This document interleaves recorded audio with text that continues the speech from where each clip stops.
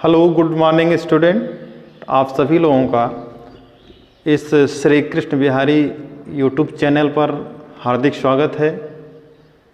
मैं संतोष कुमार यादव आज आपके समक्ष कक्षा 12 भौतिक विज्ञान फिजिक्स में तरंग प्रकाशिकी के बारे में बताने जा रहा हूँ। तो सर्वप्रथम हम यह देखते हैं कि तरंग प्रकाशिकी में तरंग क्या होता है। तरंग क्या है?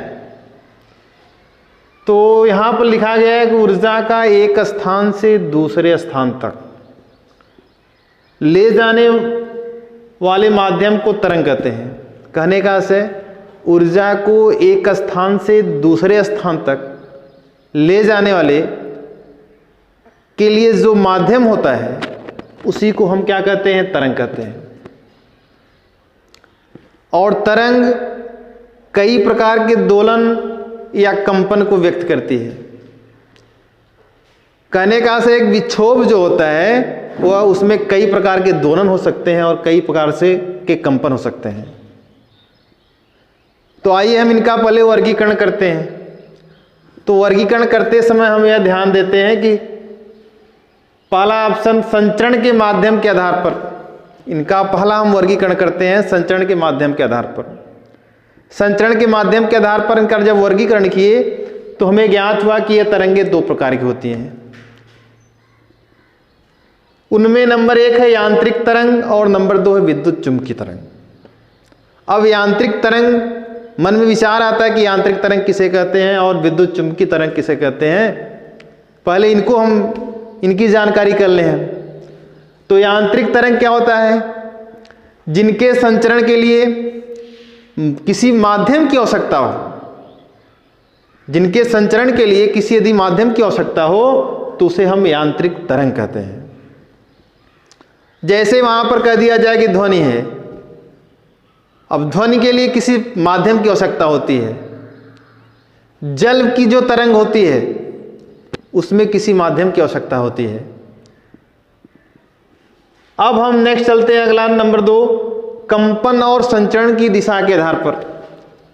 कंपन और संचरण की दिशा के आधार पर जब हम तरंग का वर्गीकरण करते हैं तब भी वहां पर देखते हैं कि यह तरंगें कै प्रकार की होती हैं? 2 प्रकार की।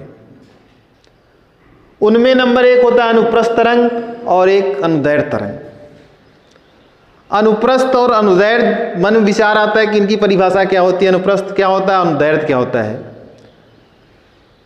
तो यहां पर देखते हैं कि कंपन संचरण की दिशा के यदि लंबवत होता है, जो हमारा कंपन यदि हो रहा है वह संचरण की दिशा के यदि लंबवत हो रहा है तो ऐसी तरंग को हम क्या कहते हैं? अनुप्रस्थ तरंग कहते हैं।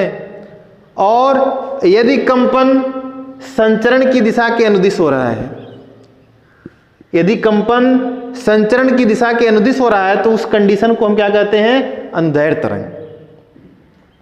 तो इस तरह से आपको दोनों तरंगों के बारे में ज्ञात हो गया। अब नेक्स्ट पॉइंट हम चलते हैं प्रकाश। प्रकाश क्या है? प्रकाश भी एक प्रकार की ऊर्जा होती है। आपको पहले भी हम अवगत करा चुके हैं कि प्रकाश भी एक प्रकार की ऊर्जा होती है जो हमें दृष्टि संवेदना अर्थात देखने में सहायता करती है, जो हमें दृश्य संवेदना प्रदान करती है। और आपको हम पहले ही बता चुके हैं कि निर्वात में प्रकाश की चाल वो होता है कितना? 3 × 10⁸ मीटर प्रति सेकंड। निर्वात में प्रकाश की चाल कितनी होती है? 3 × 10⁸ मीटर प्रति सेकंड। अब हम नेक्स्ट पॉइंट चलते हैं प्रकाश की प्रकृति। प्रकाश की प्रकृति या गुण क्या होता है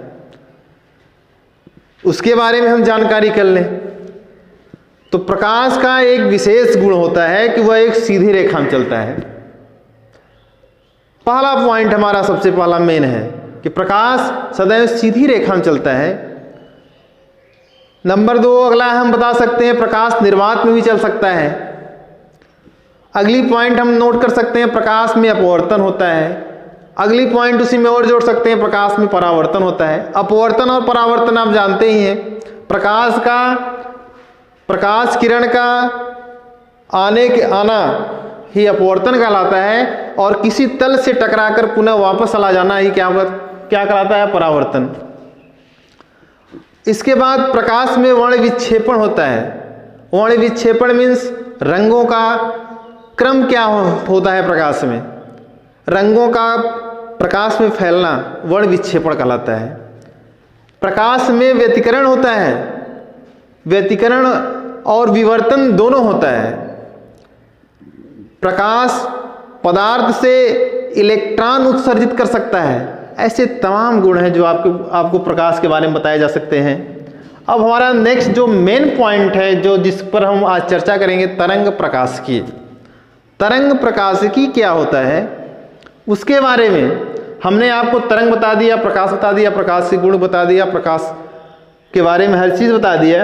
अब हम आते हैं तरंग प्रकाशिकी। तरंग प्रकाशिकी क्या होता है? जब प्रकाश की किरण तरंग की भांति व्यवहार करता है, प्रकाश की किरण तरंग की भांति व्यवहार करता है तो उसे हम तरंग प्रकाशिकी कहते हैं। इस तरह से जो हमारा मेन पॉइंट था तरंग प्रकाशिकी, उसके बारे में हम आज अध्ययन किए और शेष अगले दिन नेक्स्ट वीडियो में हम मिलेंगे। तब तक के लिए धन्यवाद।